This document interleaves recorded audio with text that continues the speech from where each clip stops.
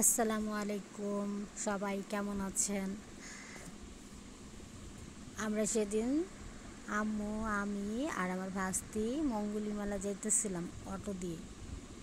আমাদের এখান থেকে অটো ভাড়া হচ্ছে 60 টাকা, চায় দামাদামি করে আমরা 50 টাকা করে যাই।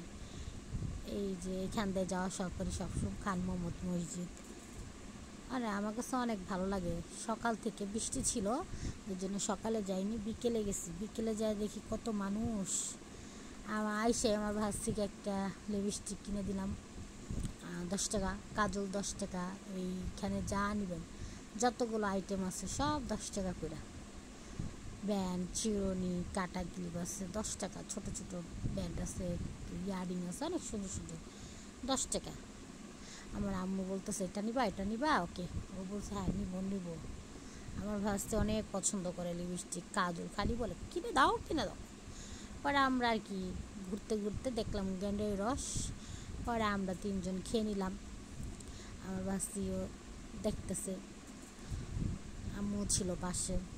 এখানে আবার কত সুন্দর সুন্দর ঘড়ি বিক্রি করতেছিল 300 টাকা করে। পরে আমরা একটা শাড়ির দোকানে দেখলাম, দেখি সবাই এত মানুষ কি দেখতেছে। পরে দেখি শাড়িগুলো এখানে অনেক সুন্দর সুন্দর উঠছে। সুতিগুলো 200 টাকা, আর সামুই সিল্কের হচ্ছে 250 টাকা। সবাই ভালো থাকবেন, আল্লাহ হাফেজ।